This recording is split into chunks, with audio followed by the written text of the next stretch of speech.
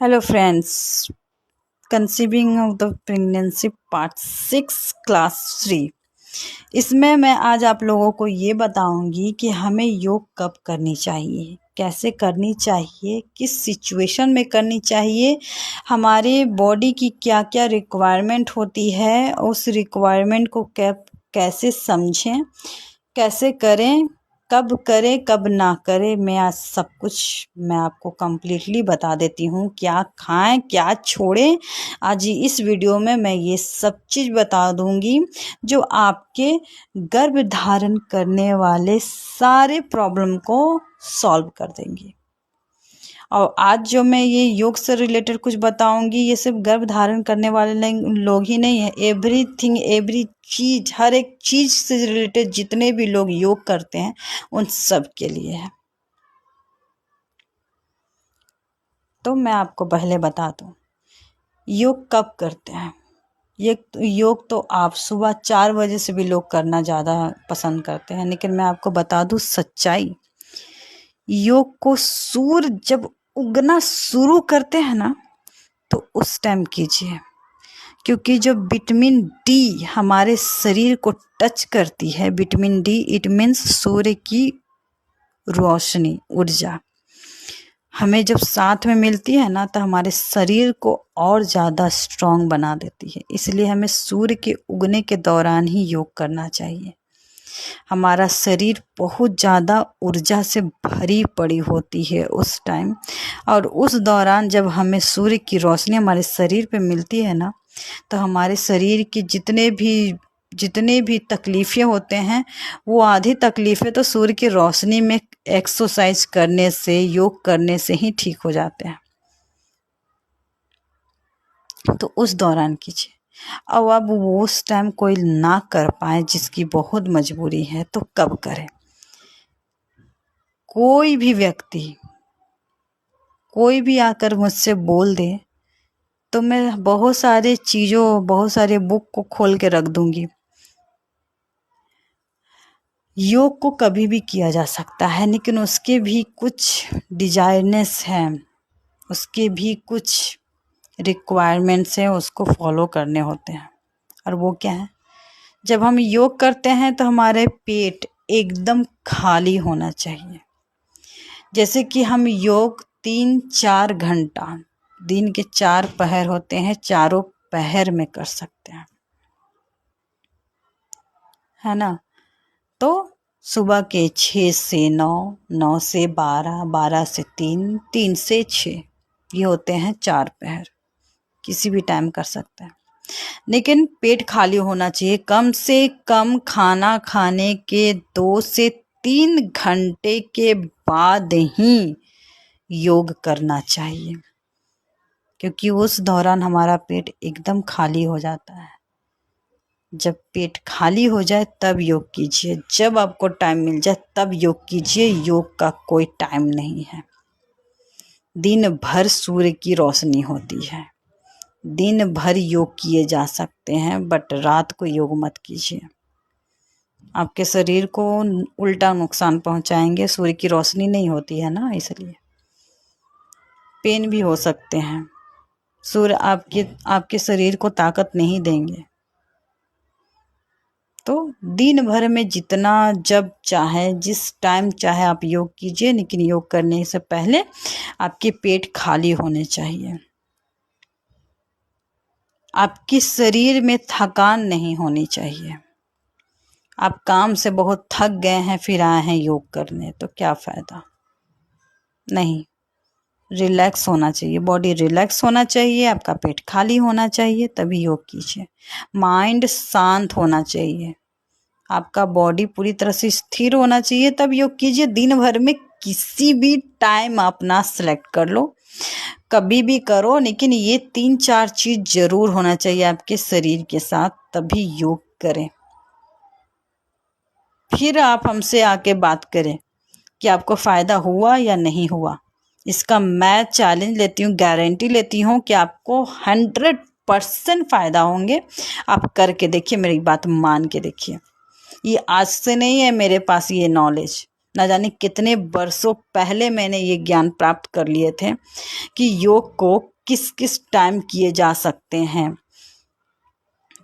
मैं कहीं जॉब करती थी, वहाँ पर कंप्यूटर पढ़ाती थी एज ए कंप्यूटर ट्रेनर। तो वहाँ पर एक स्कूल हुआ करते थे, वहाँ जो टीचर हैं योग सिखाया करते थे, तो उनसे उनके जो हमारे डायरेक्टर हैं उन्होंने कुछ सवाल किया। मैं सब कुछ जानती थी बट मैंने जानबूझ के नहीं बताया। नेक्स्ट टाइम से मुझे ही योग गुरु बना लेते, योग टीचर सेलेक्ट कर लेते, जबकि मैं वहाँ कुछ और थी, मैं वो नहीं कर सकती थी। बाद में जब पता चला लोगों को मुझे योग आते हैं, तब लेट हो चुका था, टाइम निकल चुका था, मैं वहाँ उस जगह को छोड़ने वाली थी। तो जब जाने तो वो लोग भी फिर से वही बात करने लगे मेरे सामने कि पहले कहाँ थी, अब क्यों आई? तो कि मैं अभी भी नहीं आई हूँ, मैं बता रही हूँ। योग को कभी भी किया जा सकता है, उसका कोई टाइम नहीं होता है, लेकिन उसके लिए जो शरीर की जो रिक्वायरमेंट होती है वो ज़रूर होनी चाहिए। दिन में कभी भी किया जा सकता है। अब हाँ, अब सबसे ज़रूरी बातें मैं आपको बता देती हूँ। जो गर्भ धारण करने वाली जो लेडी होती हैं, आप लोग कहीं से भी ऐसी लेडी को उठा कर देख लीजिए, क्या उनके खान पान में क्या ऐसी चीज़ें हैं जो उन लोग हमेशा रेगुलर लिए रखते हैं। 2 चीज़ उन लोगों से बात करके देखिए, अगर ऐसे लेडीज लोग को आप जानते हैं तो वो लोग ठंडी चीज़ें और खट्टी चीज़ों ज़्यादा इंक्लूड करते होंगे अपने खान पान की शैली में। ज़्यादा इनके बिना वो अधिक अधिक टाइम तक रह नहीं सकते, ये खट्टी चीज़ें और ठंडी चीज़ें। तो ये 2 चीज़ें आप लोग छोड़ के देखिए। बहुत मन करता है तो मंथ में 1-2 बार ले लीजिए, ठंडी बहुत ठंडी चीज़ें, ये सब चीज़ों को अवॉइड कीजिए। ये 2 चीज़ें भी हमारे अंदर की जो इन क्या बोलूँ मैं, अगर आप लोग पढ़े लिखे हैं तो समझ सकती हैं। मैं हर चीज़ नहीं खुलकर बताना चाहती, मैं भी कहीं की कुछ हूँ तो मुझे भी अच्छा नहीं लगता है। अगर बात करनी है इस मामले में तो खुल के ज़रूर बताऊंगी, बट इंडिविजुअली बताऊंगी, ठीक है। तो ठंडी चीज़ों को अवॉइड कीजिए और खट्टी चीज़ों को अवॉइड कीजिए। हमारे जो बॉडी में जो एग होते हैं ना, वो गर्मी से ही बनते हैं, तो उसको बनने के लिए थोड़ा सा पेट को स्ट्रांग होने दीजिए। इन सब चीज़ों से हमारा जो शरीर की जो जो होती है ना, जो मेन, वो सब ख़त्म होने लगती है। इसलिए प्लीज़ अवॉइड कीजिए, नॉर्मल लीजिए, ना ज़्यादा गर्म, ना कभी अपने शरीर के साथ ना ज़्यादा कभी कभी कोई चीज़ गर्म। जो गर्म चीज़ खाए जाते हैं वो तो खा ही सकते हैं, जो चीज़ गर्म ही अच्छे लगते हैं वो तो गर्म ही खाना चाहिए।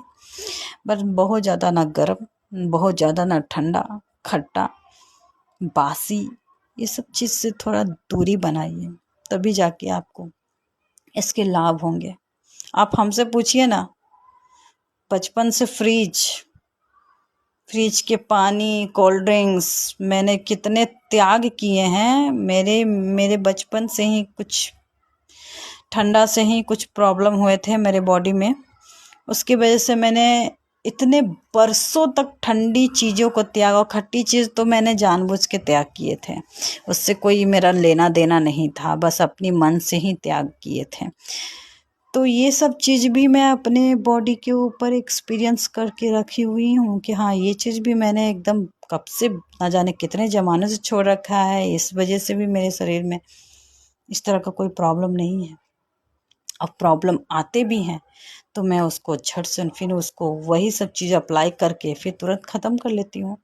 क्या करूँ, अभी बिजी लाइफ चल रही है, इस वजह से थोड़ा उतना टाइम नहीं दे पाती हूँ शरीर के प्रति अपना। नहीं तो मैं भी थोड़ी हेल्दी नहीं हो जाती क्या? मेरे भी चबी वबी नहीं आ जाते क्या? आ जाते हैं, लेकिन क्या होते हैं ना, बच्चे आ जाने के बाद ना अपने ऊपर ध्यान वुमेन्स नहीं दे पाते हैं। बट आप लोग दीजिए, आपको अभी बच्चे लाने हैं, फिर बच्चे के 1-2-3 साल उन्हीं के पास बिताने हैं, उसके बाद फिर से अगेन अपने शरीर पे ध्यान देने हैं। मैं तो वही करने वाली हूँ, मैं फिर से अपने शरीर पे, अपनी बॉडी पे ध्यान दूंगी। यही तो लाइफ है। Sacrifice then achievement, sacrifice then achievement, यही तो लाइफ है। अगर आपको मेरा वीडियो अच्छा लगे तो प्लीज़ ज़्यादा से ज़्यादा कोशिश कीजिए लोगों के सामने वह मेरा सारा वीडियो शेयर करने की कोशिश कीजिए, उनकी भी हेल्प हो सके। और नहीं तो मेरा फॉलोवर्स बढ़ाने की कोशिश कीजिए। नहीं नहीं नहीं, आप ये मत समझिए कि मैं इसमें कोई मुझे फ़ायदा हो, ये हो वो। फ्रेंड्स, आप ही सोच के देखो ना, अगर मुझे अर्निंग से रिलेटेड या फिर कुछ और भी इंटेंशन से करने होते ये चीज़, तो क्या मैं इतने समय तक गैप करती? नहीं ना। क्या मैं अपने पर्सनल लाइफ को इतना ज़्यादा इम्पोर्टेंट देती? मैं इसके लिए किसी भी तरह टाइम निकाल के, और सब जैसे रोज अपने घर के कामों को भी छोड़ के करते हैं, क्या मैं वो नहीं करती? लेकिन नहीं, मेरे लिए मेरा अपना पर्सनल लाइफ में जितने भी काम हैं उसको 100% देना ही मेरी सबसे फर्स्ट रिस्पॉन्सिबिलिटी है। ये मेरी सबसे पहली जिम्मेदारी है। मैं इसको भी पहले कर सकती हूँ। नेक्स्ट आने वाले और भी फेस्टिवल है, और मैं तो अब जा रही हूँ बिहार, अपने होम टाउन। उसकी भी तैयारी चल रही है, और दिवाली की सफाई भी मैं कर रही हूँ। कल ही मैंने एक रूम तो कंप्लीट कर लिया है, अभी और भी बहुत सारे काम हैं, प्लस तैयारी कर रही हूँ घर जाने की। उस दौरान में वीडियो फिर से मेरे 1-2 हफ्ते गैप हो सकते हैं, बट मैं अपने टैलेंट और आपकी मदद करने से पीछे नहीं हटूंगी, आई प्रॉमिस। तो आगे भी देखते रहे। Thank you for support and keep watching.